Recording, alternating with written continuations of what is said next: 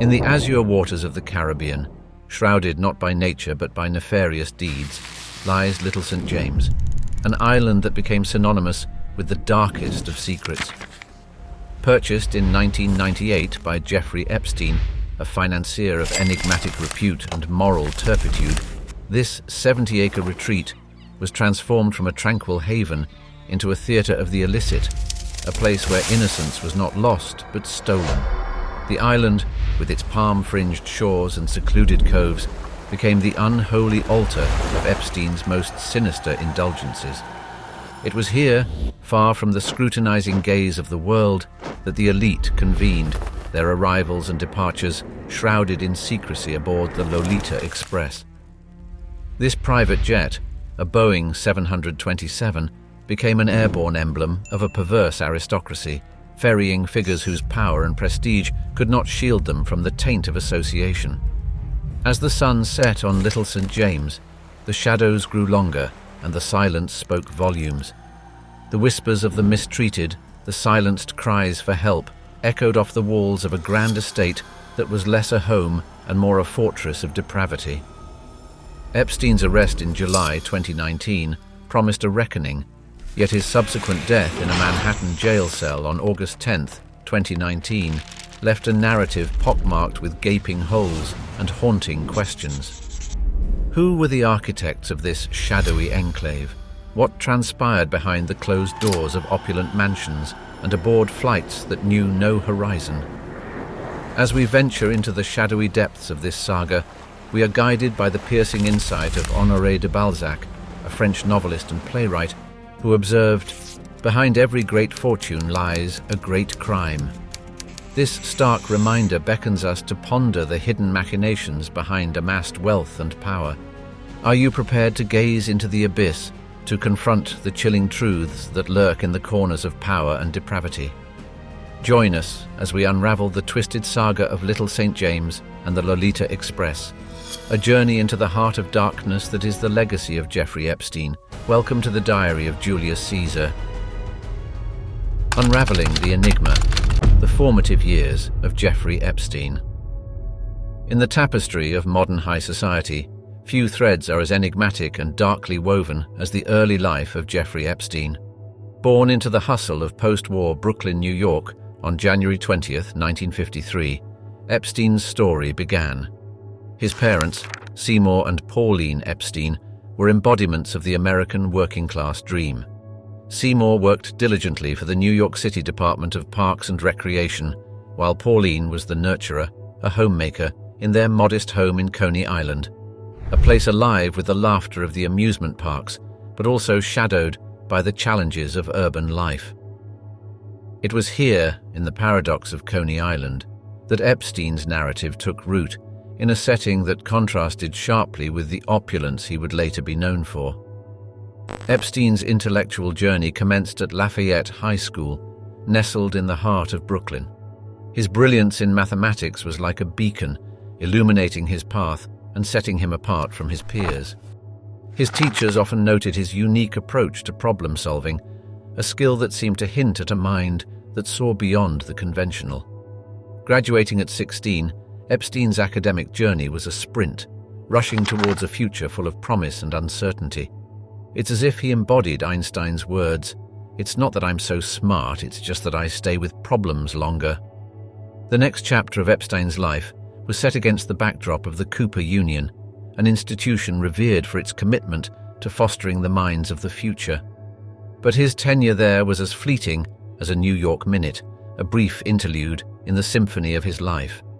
From there, he transitioned to the current Institute of Mathematical Sciences at New York University, a place where the language of the universe was spoken through equations and numbers.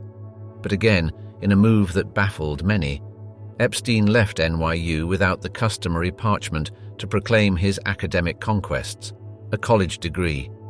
This decision, unconventional and daring, seemed to echo the words of Robert Frost, "I took the one less traveled by, and that has made all the difference." The early 1970s marked an unexpected pivot in Epstein's trajectory. From the halls of academia, he stepped into the realm of education as a teacher at the prestigious Dalton School on the Upper East Side of Manhattan. His appointment, despite his lack of formal credentials, was a testament to his intellect and perhaps to the enigmatic charm that seemed to envelop him. At Dalton, Epstein was not just a teacher, he was a phenomenon. His classes were a confluence of rigorous intellect and captivating engagement, a testament to his belief in education not just as a transfer of knowledge, but as a dialogue, a dance of minds. Yet even here, in the sanctity of education, Epstein's unconventional approach drew whispers, painting him as a maverick in the conservative world of academia. In these formative years, the mosaic of Jeffrey Epstein's character began to reveal itself. From the spirited streets of Coney Island to the august corridors of New York's elite educational institutions, Epstein was a study in contrast. His journey was an amalgamation of brilliant intellectual milestones and choices that defied the norm. It was a narrative punctuated by moments of conventional brilliance and unorthodox decisions, a prelude to a life that would grow increasingly complex and controversial. The enigmatic magnate, Epstein's ascent in the financial labyrinth. In the Grand Theatre of Wall Street, Jeffrey Epstein's entrance was as unorthodox as his subsequent rise was meteoric. Joining Bear Stearns in the late 1970s, his analytical acumen quickly caught the attention of the firm's senior partners. Epstein's knack for understanding complex financial instruments, coupled with a certain charismatic enigma, propelled him through the ranks. By 1980, he had achieved the enviable position of a limited partner, a status that spoke volumes of his prowess in navigating the financial tumult of Wall Street. As Rothschild once said, "Give me control of a nation's money, and I care not who makes its laws," a sentiment that seemed to resonate with the financial maestro that Epstein was becoming. The world, however, was not enough for a man of Epstein's ambitions. He left Bear Stearns under mysterious circumstances in 1981, taking with him a wealth of knowledge and an insatiable appetite for the game of wealth accumulation. It was during this time that Epstein founded Intercontinental Assets Group, Inc., based in the U.S. Virgin Islands. The firm specialized in assisting clients in recovering embezzled funds and navigating the complex world of liquidating assets. Epstein's role in this venture was akin to that of a modern-day corporate Robin Hood, albeit one who operated in the shadows, away from the prying eyes of the public and the press. Epstein's association with Towers Financial Corporation, albeit brief, was another intriguing chapter in his financial odyssey. The firm, under the leadership of Stephen Hoffenberg, was later implicated in a massive Ponzi scheme exceeding $450 million. Epstein's involvement with Towers, though not directly implicated in the scandal, added a layer of intrigue and complexity to his persona. It was a testament to his ability to operate within and alongside the edges of the financial mainstream, often blurring the lines between the legal and the ethereal. The true magnum opus of Epstein's financial career, however, was the establishment of J. Epstein and Company in the mid-1980s. The firm, later renamed Financial Trust Company, was not just an entity, but a bastion of wealth and discretion. Operating with a minimum investment requirement rumored to be $1 billion, the firm was more than just exclusive, it was elusive. Its client list was a closely guarded secret, rumored to include names like Leslie Wexner, the founder of L Brands. The firm's operations were based out of the U.S. Virgin Islands, offering not just financial expertise, but a veil of privacy, away from the scrutinizing eyes of regulators and the public. In the narrative of Epstein's financial career, the distinction between myth and reality often blurred, much like the intricate financial instruments he mastered. Epstein was not just a player in the game of wealth, he was a maestro, orchestrating movements in a symphony of numbers, power, and influence. His career was a testament to the words of Warren Buffett, "Risk comes from not knowing what you're doing." In the complex world of high finance, Epstein navigated with a map that was uniquely his own, charting a course that was as enigmatic as it was successful.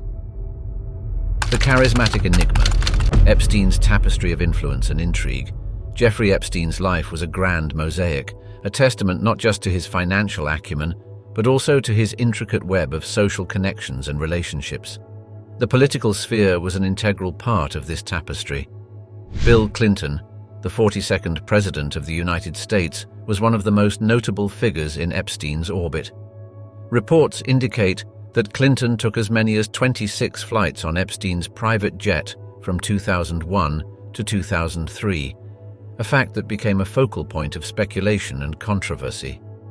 Their association, though framed within the context of philanthropy and speaking engagements, left an indelible mark on the public consciousness, embodying the complexities of Epstein's connections. As Machiavelli once penned, "The promise given was a necessity of the past. The word broken is a necessity of the present." On the opposite side of the political spectrum, Donald Trump's connection with Epstein was equally notable. Their camaraderie was captured in numerous photographs and anecdotes from Mar-a-Lago, Trump's luxurious Palm Beach resort, where social gatherings were a blend of affluence and influence. Though Trump later distanced himself, claiming he was not a fan of Epstein, their past interactions remained a topic of public and media intrigue, illustrating the depth and breadth of Epstein's social reach. In the realm of science and education, Epstein's influence was marked by his interactions with luminaries such as Lawrence Krauss and his significant financial contributions to institutions like Harvard University. The donations, amounting to millions, supported various scientific initiatives, embedding Epstein into the fabric of academic prestige. However, the revelations about his legal troubles later cast these connections in a different light, leading to debates and introspection within these storied institutions about the ethical implications of philanthropy. This intricate dance between morality, benefaction, and reputation was reminiscent of Aristotle's musing, "To give away money is an easy matter and in any man's power, but to decide to whom to give it and how large and when, and for what purpose and how, is neither in every man's power nor an easy matter." In the business domain, Epstein's bond with Leslie Wexner, the mastermind behind L Brands, was particularly significant. Wexner's trust in Epstein was profound, best exemplified by the transfer of his luxurious New York City mansion to Epstein, a gesture symbolizing not just trust, but also the immense influence Epstein wielded. However, this relationship, like many others in Epstein's life, was a complex interplay of trust, power, and later distance, as Wexner publicly severed ties, stating that Epstein had misappropriated vast sums of money. The entertainment world was also a part of Epstein's intricate social web. His residences, especially his New York mansion and private island, were stages for lavish gatherings, attracting celebrities, artists, and the crème de la crème of society. The allure of these soirees was undeniable, offering a glimpse into a world where opulence met influence. Yet the splendor of these gatherings belied a deeper, more complex narrative, one that later unraveled, revealing a disturbing undercurrent beneath the glittering surface. It was a stark reminder of Oscar Wilde's words, "In every first-rate novel, the real hero is the man you do not see." Veils of opulence, deciphering the enigmatic wealth of Jeffrey Epstein. In the world where fortunes are openly flaunted and meticulously documented, Jeffrey Epstein's financial empire was a cryptic anomaly, a mirage of opulence and mystery that defied the norms of transparency and disclosure. The firm that lay at the heart of this enigma, J. Epstein and Company, was more akin to a secret society than a financial institution, catering to a clientele so exclusive that entry was not just about wealth, but about belonging to an almost hermetic circle of the ultra-elite. With a rumored minimum investment of $1 billion, the firm operated like a fortress of wealth, its dealings as guarded as the crown jewels, its strategies and client list hidden away from the public eye, reminiscent of Gatsby's enigmatic empire, a world where, as Fitzgerald would say, the rich are different from you and me. Epstein's real estate portfolio was a testament to his immense wealth and enigmatic persona. The properties, each more extravagant than the last, were not just homes, but symbols of a fortune whose magnitude was as difficult to fathom as the man himself. His New York mansion, a stunning neoclassical building at 9 East 71st Street, was valued at $77 million, a beacon of luxury in one of the city's most affluent neighborhoods. The private island in the Caribbean, Little St. James, was shrouded in both luxury and mystery, a private retreat where the boundaries of wealth and morality were often rumored to blur. These properties, while tangible assets, were also pieces of a larger puzzle, parts of a narrative that was as much about wealth as it was about the mystery of its source and extent. The relationship between Epstein and Leslie Wexner was a central thread in the tapestry of Epstein's financial enigma. Wexner, the retail magnate behind brands like Victoria's Secret, was not just a client but a pivotal figure in Epstein's financial narrative. The transfer of Wexner's opulent New York mansion to Epstein for $0 was a transaction that befuddled observers, a move that blurred the lines between client services and personal enrichment. This transaction, along with the extraordinary level of financial control Wexner afforded Epstein, painted a picture of trust and influence that was as rare as it was perplexing, embodying the saying that money is like seawater. The more you drink, the thirstier you become. The opacity and complexity of Epstein's financial dealings extended beyond the visible signs of wealth. His financial statements and tax returns, rather than clarifying, only added layers to the mystery.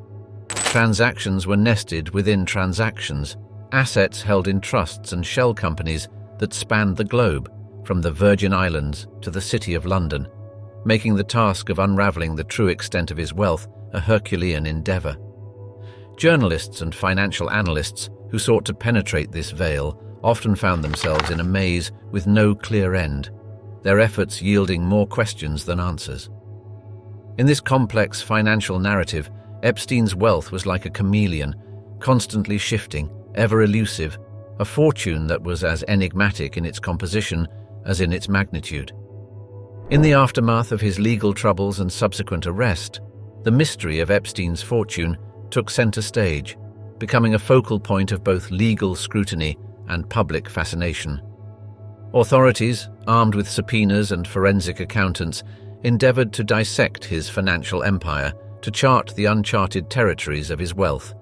Yet, even in the face of these concerted efforts, Epstein's fortune retained its veil of mystery, a reminder that, in the world of high finance and elite connections, not everything is as it appears. It was a fortune that spoke to the intricate interplay between wealth, power, and secrecy, a saga that echoed the words of Balzac, "Behind every great fortune lies a great crime."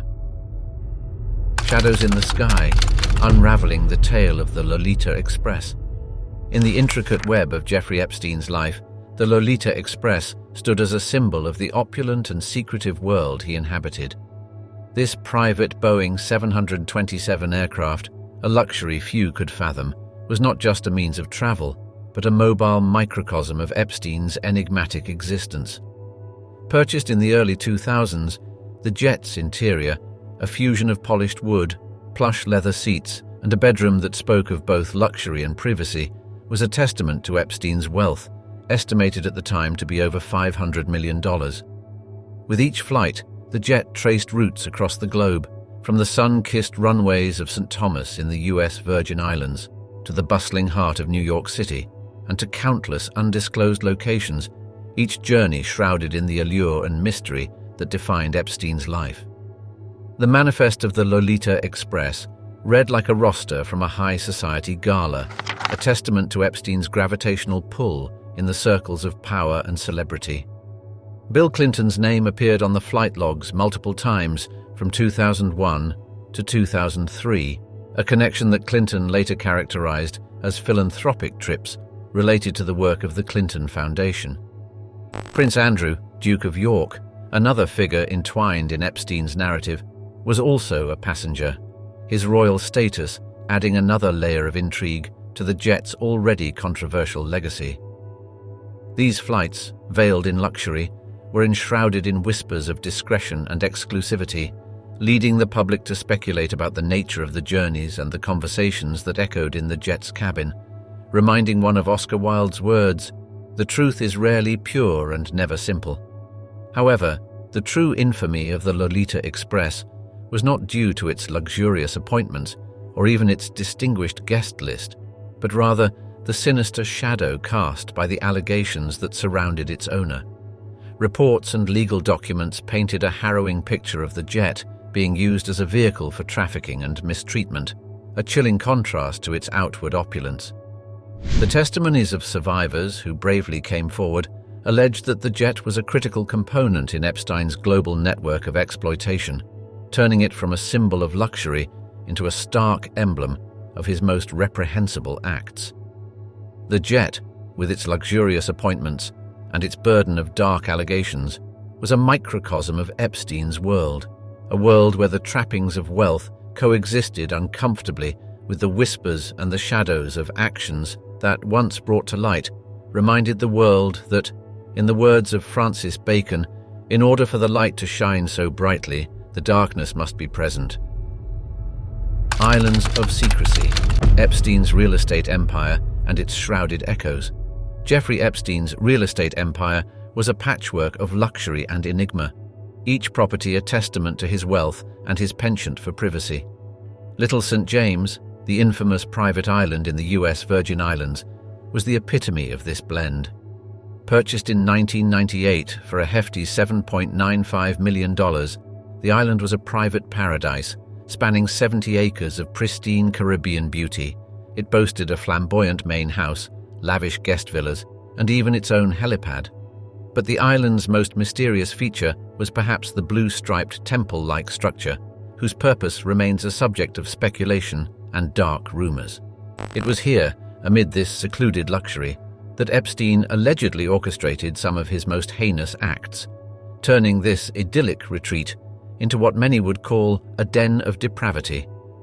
The island became a central piece in the scandalous mosaic of Epstein's life, embodying F. Scott Fitzgerald's notion that the beauty and the tragedy of life are intertwined and we must accept both. Epstein's New York City townhouse was another jewel in his real estate crown. Located at 9 East 71st Street, this mansion wasn't just a residence, it was a monument to Epstein's wealth, valued at an astounding $77 million. The mansion, known for its towering doors and peculiar interior, including a life-sized female doll hanging from a chandelier and a mural of a prison scene, was a physical manifestation of Epstein's complex persona.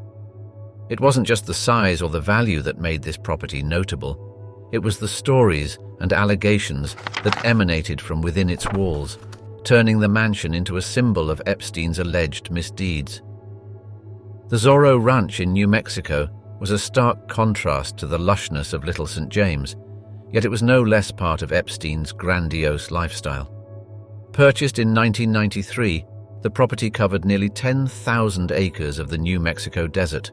The estate featured a 700-square-foot mansion and a private airstrip, reflecting the vastness of Epstein's ambitions and his desire for seclusion.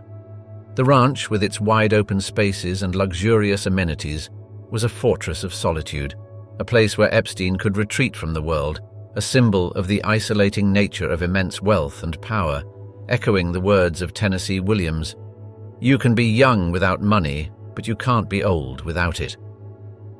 Epstein's properties in Paris and Palm Beach were no less significant in the narrative of his life. His Paris apartment, located on the prestigious Avenue Foch, was a hub of his European endeavors, a symbol of his global reach and influence.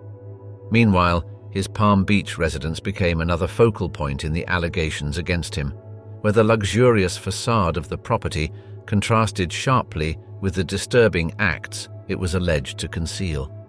These properties, while echoing the grandeur of Epstein's lifestyle, also became central to the investigations that followed, as authorities pieced together the complex puzzle of his life and the dark secrets it held. Patron of the unknown, Epstein's foray into philanthropy and science. In the intricate mosaic of Jeffrey Epstein's life, his role as a benefactor of science and education paints a complex picture, blending the hues of generosity with the shadows of controversy. The Jeffrey Epstein Sixth Foundation, established in the early 2000s, was the vessel through which Epstein channeled his philanthropic aspirations. The foundation's mission was broad and ambitious, aiming to foster innovation and support the brightest minds across various disciplines. Yet, it was in the field of scientific research where Epstein's impact was most palpable. His fascination with science, particularly mathematics, physics, and biology, drove him to invest in cutting-edge research, propelling forward projects that danced on the edge of human knowledge. As Marie Curie once said, "One never notices what has been done, one can only see what remains to be done," a sentiment that might have resonated with Epstein's relentless pursuit of scientific progress. Epstein's philanthropic strategy was not just about funding, it was about creating networks of intellect. These gatherings were more than lavish social events. They were melting pots of thought, where luminaries like Stephen Hawking and other revered thinkers from various disciplines came together. Epstein, with his charismatic presence and keen interest, was not just a patron, but an active participant in these cerebral exchanges. The conversations that took place within the walls of his New York mansion or under the Caribbean sun on Little St. James were testaments to Epstein's role as a modern patron of the sciences, a figure who sought to catalyze groundbreaking thought and innovation. The beneficiaries of Epstein's largesse were as prestigious as they were diverse.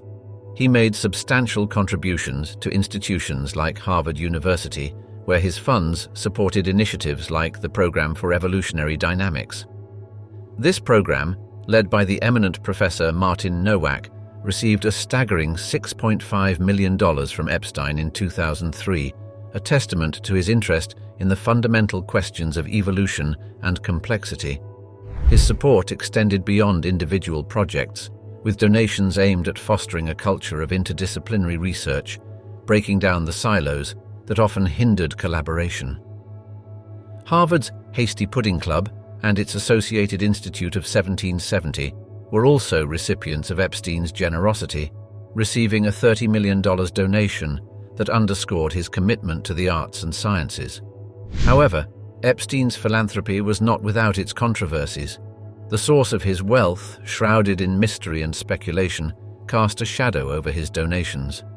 Institutions that once heralded his contributions later grappled with the moral quandaries of accepting funds from a figure so mired in controversy.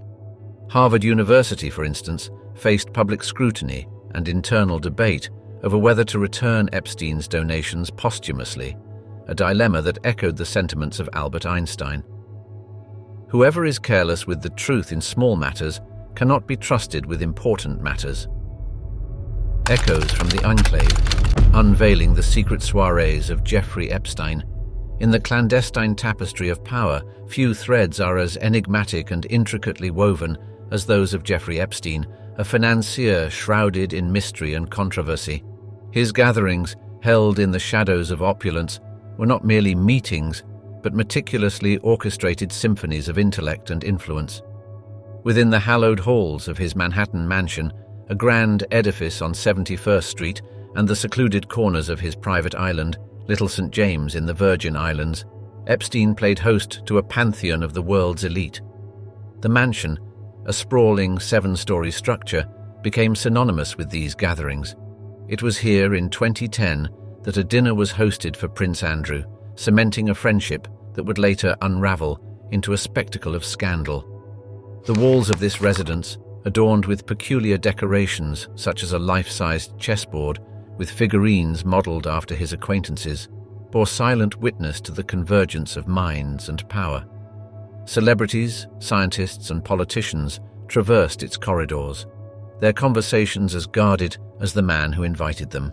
It was within these walls in the early 2000s that Epstein hosted dinners that brought together the likes of Google co-founder Sergey Brin, real estate tycoon Mort Zuckerman, and the once revered, now controversial lawyer Alan Dershowitz. The mansion, adorned with peculiarities such as a life-sized female doll hanging from a chandelier, was a testament to Epstein's eccentric and elaborate taste. Epstein's Island, a lush retreat away from the glare of the public eye, was a haven for privacy. It was in this idyllic yet isolating paradise that Epstein purportedly sought to advance his interests in scientific fields, entertaining discussions that flirted with the ethical boundaries of science. Renowned figures like Stephen Hawking graced the island in 2006 during a conference sponsored by Epstein, sparking dialogues that ventured into the realms of theoretical physics and cosmology. Among the anecdotes that pepper the narrative of Epstein's gatherings, one of the most striking involves a piano in his New York abode. It's said that Bill Clinton, during one of his visits, played a soothing melody on the keys, a stark contrast to the complex and often discordant tune of the conversations that filled the room. These gatherings were a blend of charm and mystery, a cocktail that kept even the most distinguished guests intrigued and at times bewildered. Epstein's interests were not confined to the mere accumulation of wealth. They extended into the abstract realms of human cognition and the intricacies of global education. It was not uncommon for discussions at his private gatherings to pivot from topics like the human brain, as discussed with prominent neuroscientist and Nobel laureate Eric Kandel, to the intricate web of global finance. His ambition was to be at the nexus of innovation and knowledge, a vision encapsulated in his oft-quoted aspiration: "I want to understand what it means to be human and what it means to be alive." Epstein's fascination with science and ambition to inscribe his name in the annals of human advancement led to bizarre propositions. He confided in scientists his wish to seed the human race with his DNA by impregnating women at his New Mexico ranch, a modern-day twisted rendition of the Zoroastrian Avesta's depiction of the revival of humanity through the seeds of the best of men. This macabre desire, discussed under the desert stars, adds a layer of disconcerting curiosity to the Epstein narrative. One of the most peculiar anecdotes of Epstein's eccentricity was his affinity for collecting people, not merely as friends or acquaintances, but as specimens of intellect and influence. He sought to surround himself with Nobel laureates, scientists and thinkers like Marvin Minsky and Murray Gell-Mann, ensnaring them in a web woven with the golden threads of his wealth and promises of research funding. His dinners, often described as eclectic gatherings, were intellectual marathons where discussions ranged from the formation of the universe to the intricacies of the human mind. The Shadow of Justice, Epstein's legal labyrinth, and the 2008 plea deal. In the intricate saga of Jeffrey Epstein's life, his legal entanglements wove a dark and intricate pattern, a narrative that shifted his image from a financier of mystery and opulence to one mired in controversy and infamy. It was in 2005, amidst the sun-drenched opulence of Palm Beach, Florida, that the first threads of this ominous tapestry began to unravel. The Palm Beach Police Department, acting on a tip, initiated an investigation into Epstein, following allegations that he had been paying young women for massages at his sumptuous estate, a mansion that, behind its gilded facade, was alleged to hide activities of a deeply disturbing nature. These initial inquiries unearthed a pattern of exploitation, a series of revelations that were as shocking in their content as they were in their scope, echoing the haunting truth in Nietzsche's words, "When you gaze long into an abyss, the abyss also gazes into you." The legal case against Epstein began to crystallize in 2007 when he faced the possibility of federal charges for numerous counts of illicit activities, including procuring individuals for illicit services. The charges, severe in their implications, seemed poised to bring Epstein's shadowy dealings into the harsh light of justice. However, the path to accountability took an unexpected turn when, in 2008, Epstein entered into a plea agreement with the U.S. Attorney's Office for the Southern District of Florida, a deal that would become as infamous as the man himself. Under the terms of this controversial agreement, Epstein pled guilty to 2 state felony charges: solicitation for illicit services and arranging a person for illicit service activities. The deal drew sharp criticism, not only for its perceived leniency. Epstein received a sentence of just 18 months in the Palm Beach County Jail, but also for the extraordinary privileges it afforded him, including work release, allowing him to spend up to 12 hours a day, 6 days a week, at an office outside the jail. This leniency, juxtaposed against the severity of the allegations and the trauma of the victims, painted a stark portrait of a justice system seemingly swayed by wealth and influence, a sentiment captured poignantly by Charles Dickens: "If there were no bad people, there would be no good lawyers." Perhaps the most controversial aspect of the plea deal was the immunity it offered to any potential co-conspirators, a clause that cast a long shadow over the breadth of Epstein's network, and the true extent of his activities. The deal, sealed and approved, seemed to many a miscarriage of justice, a pact that appeared to protect the powerful at the expense of the vulnerable, prompting outrage and disbelief from the public and victims alike. The 2008 plea deal and the circumstances that led to it marked a pivotal chapter in Epstein's narrative. This was not merely a story about a man's fall from grace, but a stark exposition of the complex interplay between power, wealth, and justice. The privileges Epstein enjoyed during his incarceration, the leniency of his sentence, and the veil of secrecy that shrouded the agreement all contributed to a growing sense of disillusionment and distrust, a sentiment that resonated with the words of Benjamin Franklin. Justice will not be served until those who are unaffected are as outraged as those who are. A reckoning in summer. 2019 arrest of Jeffrey Epstein. In the sweltering heat of July 2019, a long brewing storm finally broke, its epicenter located in the opulent realms once navigated by Jeffrey Epstein. The events leading to his arrest were a crescendo of years of whispers, allegations, and a relentless pursuit of justice. The Miami Herald's expose, Perversion of Justice, published in November 2018, reignited public outrage and scrutiny. The meticulously researched series peeled back the layers of Epstein's 2008 plea deal, casting a stark light on the allegations against him and the deal's perceived leniency. It was as if, in the words of James Baldwin, not everything that is faced can be changed, but nothing can be changed until it is faced. On July 6, 2019, the tides of fate shifted dramatically for Epstein. Upon returning from Paris, federal agents awaited his arrival at Teterboro Airport in New Jersey. The arrest, swift and decisive, marked the beginning of a new chapter in the long narrative of allegations against him. 2 days later, the charges were unsealed, laying bare the severity of the accusations. Epstein faced charges of trafficking and conspiracy to engage in trafficking, alleging a pattern of behavior that spanned from 2002 through 2005, turning his lavish residences in New York City and Palm Beach into dark hubs of exploitation and mistreatment. The indictment painted a chilling portrait of Epstein's alleged operation. It accused him of attracting young women to his properties, only to manipulate them into participating in intimate activities by pretending it's part of a massage session.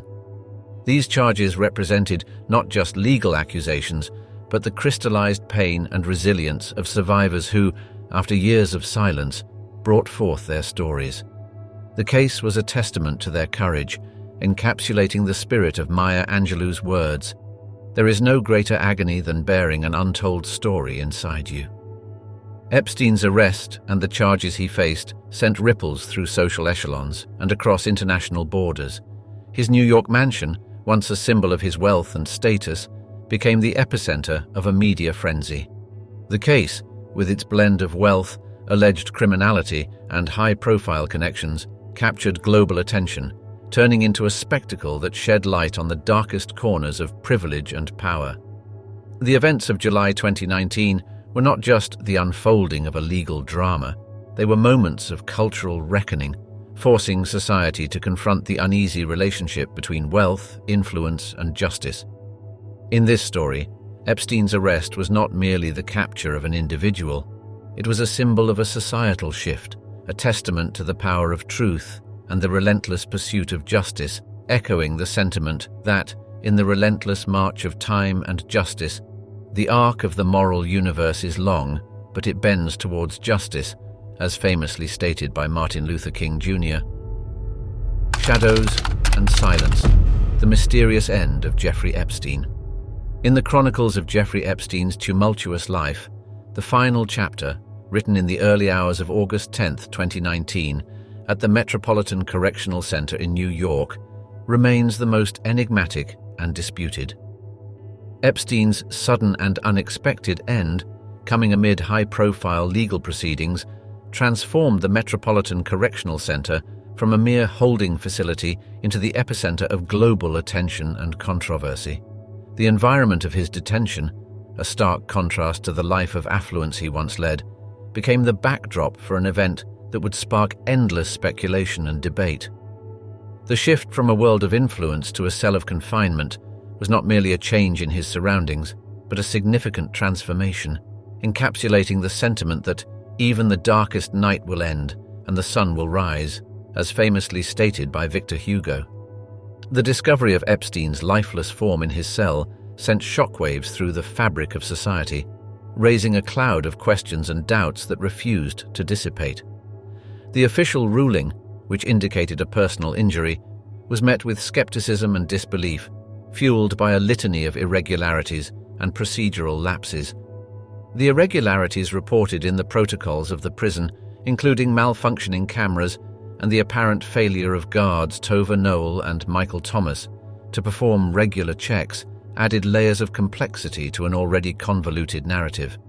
These anomalies, set against the backdrop of Epstein's connections and the gravity of the charges against him, morphed his demise from a singular event into a labyrinth of speculation and conspiracy. In the wake of Epstein's departure, the corridors of the Metropolitan Correctional Center and the halls of justice became fertile ground for theories and conjectures. Theories proliferated about the possibility of foul play, with some suggesting that Epstein's knowledge and connections might have posed a threat to powerful individuals. The stark absence of conclusive evidence, the sheer complexity of Epstein's associations, and the high stakes of his legal battles contributed to an atmosphere rife with suspicion and intrigue.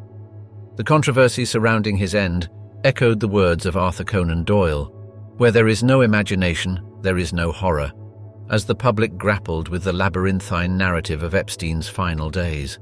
In this narrative, Epstein's end remains shrouded in mystery and speculation, a poignant reminder of the complexities of seeking truth in a world where shadows often cast long doubts and silence can speak volumes, reminding us that, in the words of Francis Bacon, truth is so hard to tell, it sometimes needs fiction to make it plausible. Echoes of justice, the unyielding pursuit in Epstein's aftermath. In the wake of Jeffrey Epstein's abrupt departure from the world stage on that fateful August morning in 2019, the curtains did not close on the intricate drama that his life had woven. Instead, his absence became the catalyst for an intensified pursuit of justice.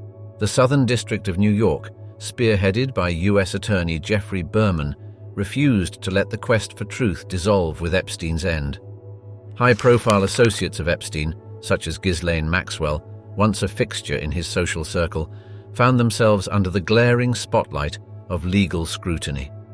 Maxwell's arrest in July 2020 on charges related to the facilitation of Epstein's alleged crimes marked a significant pivot in the narrative, transforming her from a peripheral figure to a central character in the unfolding drama. The echo of Epstein's final chapter resonated through the halls of justice and media, spurring a series of investigations that sought to illuminate the darkest corners of his enigmatic legacy. Financial empires, elite social circles, and private transactions all came under scrutiny. The focus was not just on Epstein, but on the extensive network he had cultivated over the years. This network, once a fortress of privacy and privilege, began to unravel as each associate, each transaction became a subject of investigation.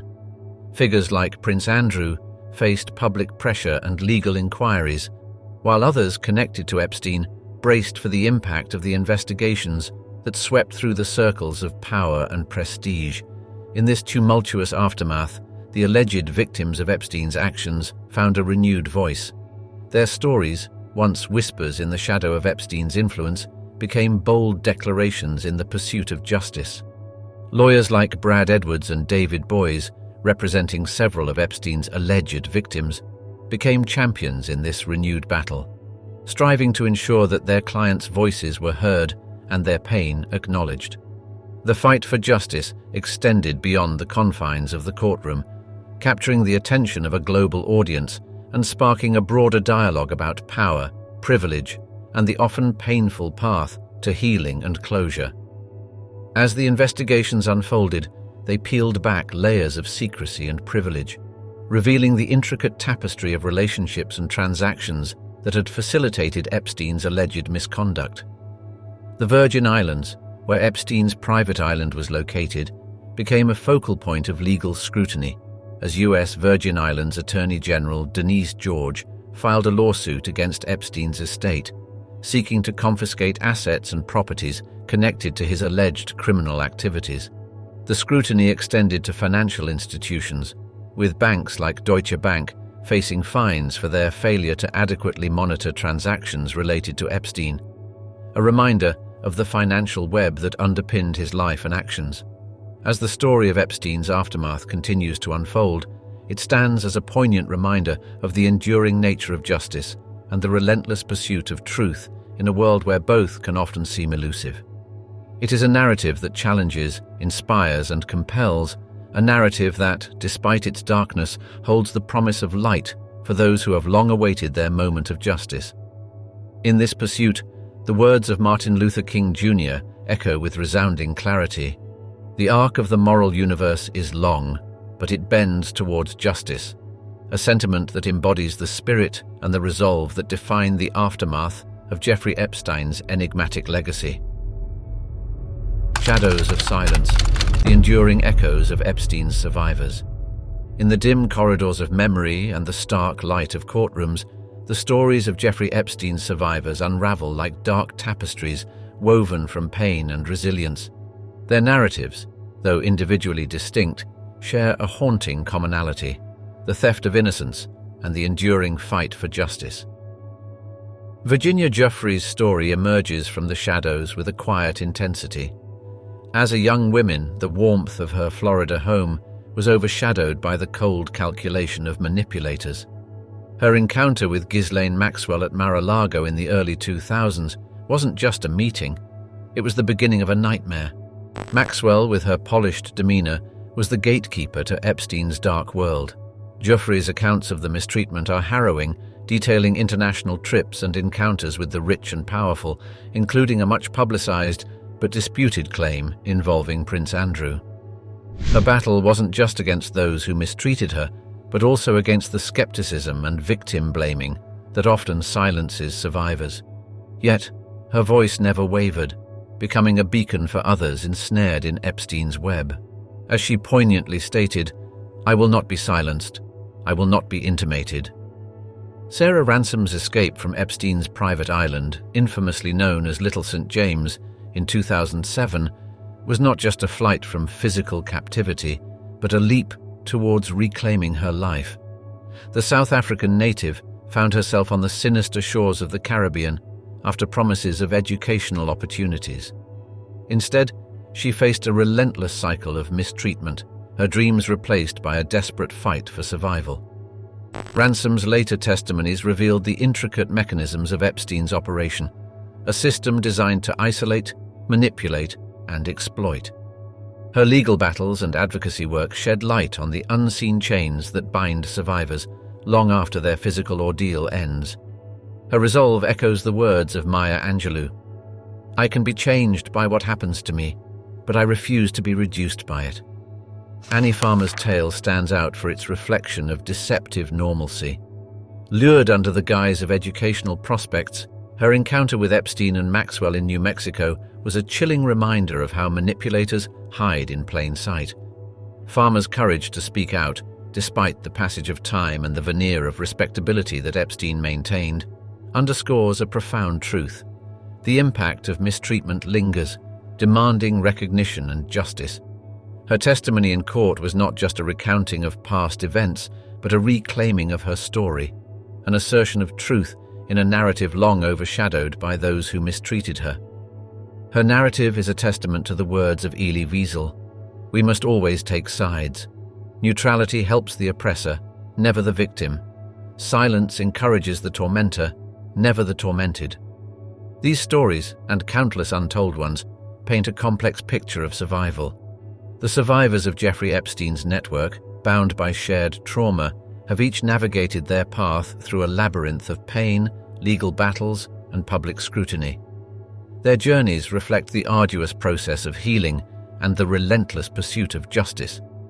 In the courtroom, their testimonies resonate not just as individual accounts, but as collective echoes of resistance against a system that too often favors the powerful. Maria Farmer, Annie's sister, and another of Epstein's accusers, bravely reported her mistreatment to the FBI in 1996, but saw the justice system move agonizingly slow. Her artwork, depicting the faces of fellow survivors, stands as a visual testament to their collective ordeal and unyielding strength. In the aftermath of Epstein's demise in August 2019, questions linger like unhealed wounds. The silence of his enigmatic end in a New York jail cell does not signify the end of the story for his survivors. Instead, it marks a new chapter, one where their voices, once stifled and dismissed, rise in unison, demanding change, accountability, and a future where the shadows of the past no longer hold sway. As the legal saga unfolds, with Ghislaine Maxwell's conviction in late 2021 serving as a significant milestone, the survivors' stories continue to resonate, embodying the words of Margaret Atwood, "In the end, we'll all become stories." Whispers from the shadows, unveiling the intrigues of Jeffrey Epstein's Black Book. In the labyrinth of the elite, where corridors whisper secrets and power casts long shadows, the emergence of Jeffrey Epstein's Black Book rippled through the fabric of high society like a clandestine symphony. This was not just an assembly of contacts, but a mosaic of influence and intrigue, chronicling the connections of a man who wove his narrative into the tapestry of the influential and the celebrated. The book, with its over 1,000 names and hundreds of contact details, was a testament to Epstein's sprawling network, an intricate web stretching from the polished corridors of power in Washington, D.C., to the opulent estates of Manhattan and beyond. Among the pages of this enigmatic tome were names that commanded attention and sparked narratives of their own. Donald Trump, the real estate magnate who ascended to the presidency, was one of the figures, hinting at the breadth of Epstein's reach. Bill Clinton, with his presidential aura, appeared multiple times along with 21 contact numbers, illustrating Epstein's deep-rooted connections in the political sphere. It was not just the prominence, but the diversity of the names that stirred intrigue, with individuals like Prince Andrew adding a royal dimension to Epstein's multifaceted network. Epstein's connections weren't mere social liaisons, they were meticulously curated alliances. Names like Les Wexner, the billionaire behind Victoria's Secret, and Glenn Dubin, a hedge fund manager, spoke to Epstein's entrenchment in the echelons of finance and industry. The academic world was not untouched by Epstein's network, with prominent figures like Marvin Minsky, a pioneer in artificial intelligence, and Lawrence Krauss, a renowned physicist, finding their names in this enigmatic ledger. This diversity in connections underscored Epstein's strategic approach to building a network that was as intellectually robust as it was influential. The Black Book also unraveled tales of gatherings that blurred the lines between the opulent and the ominous. One such instance was the now notorious dinner party at Epstein's Manhattan mansion in 2010, attended by the likes of Katie Couric, Charlie Rose, and Woody Allen. These events were not mere social gatherings, but intricate displays of the power dynamics that thrived in the shadows of influence. In the wake of the book's revelation, society grappled with the dichotomy of public personas and private liaisons. It wasn't just the names, but the unspoken stories behind them that painted a picture of a network veiled in secrecy. As Gloria Steinem famously said, "The truth will set you free, but first it will piss you off." The Black Book was a testament to this adage, peeling back layers of a narrative that society was perhaps not ready to confront. Shadow and spectacle, the echoes of Epstein in popular culture. In the intricate tapestry of modern media, the threads of reality and fiction often intertwine, creating patterns that resonate with the complexities of contemporary society. The saga of Jeffrey Epstein is one such narrative, a dark fable entwined with the fabric of popular culture, manifesting through various mediums, each echoing the enigmatic and controversial nature of his life and actions. The silver screen, with its flickering lights and whispered secrets, became a canvas for this narrative, painting a picture of intrigue and moral quandaries. Documentaries like Jeffrey Epstein, Filthy Rich on Netflix, released in May 2020, peeled back layers of the saga, offering viewers a harrowing glimpse into the depth of Epstein's connections and the magnitude of his alleged crimes. Directed by Lisa Bryant and produced by Joe Berlinger, the series featured interviews with key figures like lawyer Alan Dershowitz and provided a platform for survivors to voice their stories, casting a stark light on the systemic failures that allowed such mistreatments to persist. As Virginia Roberts Giuffre, one of the most vocal survivors, poignantly stated in the series, the monsters are still out there, and they're still mistreating others. In the realm of literature, the Epstein narrative found its way into the pages of investigative exposés and tell-all memoirs. Books like Relentless Pursuit, 2020, by Bradley Edwards, the attorney representing several of Epstein's victims, delved into the labyrinthine legal battles and societal implications surrounding the case. Edwards' narrative took readers on a journey from the courtrooms of Florida to the mansions of Manhattan, revealing the tenacity required to challenge the powerful. Similarly, Trafficking, 2016, by Conchita Sarnoff, explored the network of influence and corruption that enabled Epstein's actions, offering insights gleaned from years of investigative journalism.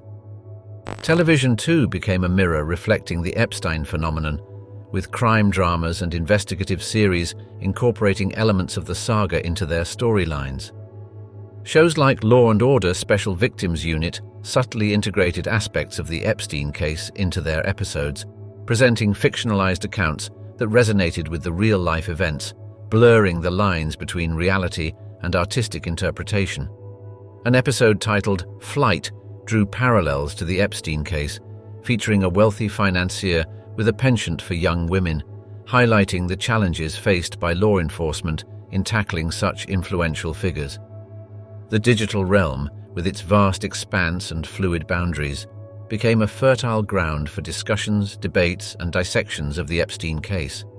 Podcasts like Broken Jeffrey Epstein, hosted by Ariel Levy and released in 2019, and Epstein, Devil in the Darkness, which debuted in the same year, emerged as platforms for in-depth analysis and commentary.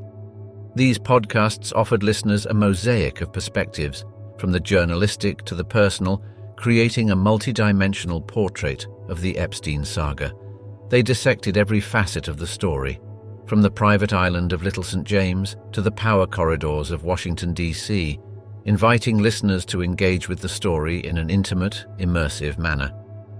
In the world of art and performance, Epstein's story sparked a dialogue on ethics, power, and the role of art in society. Artists and performers used their mediums to comment on the case, creating works that challenged viewers and audiences to reflect on the implications of Epstein's actions and the societal structures that enable such figures to thrive in the shadows. For instance, in 2020, at a small gallery in New York, an anonymous artist displayed a series of photographs capturing the opulence of Epstein's properties, juxtaposed with haunting images of prison cells, symbolizing the stark contrast between wealth and justice. As we delve into the shadowy depths of Jeffrey Epstein's life, we emerge with more questions than answers, a testament to the intricate and enigmatic nature of his story. From his meteoric rise in the realms of finance and society to the controversies and mysteries that clouded his final days, Epstein's life was a complex tapestry interwoven with power, secrecy, and the enduring quest for justice. Today, as we close this chapter, we're reminded of the words of Winston Churchill. The truth is incontrovertible. Malice may attack it, ignorance may deride it, but in the end, there it is. The pursuit of truth in Epstein's narrative continues to resonate, challenging us to reflect on the nuances of justice, the echoes of the past, and the indelible mark left on the lives touched by this saga. As we say goodbye, let's carry forward the lessons learned from this intricate story, holding on to the hope that, in the pursuit of truth and justice, the arc of the moral universe will indeed bend toward justice. Thank you for joining us on this journey through the dark life of Jeffrey Epstein. Until we meet again, may we all continue to seek the light in the shadows,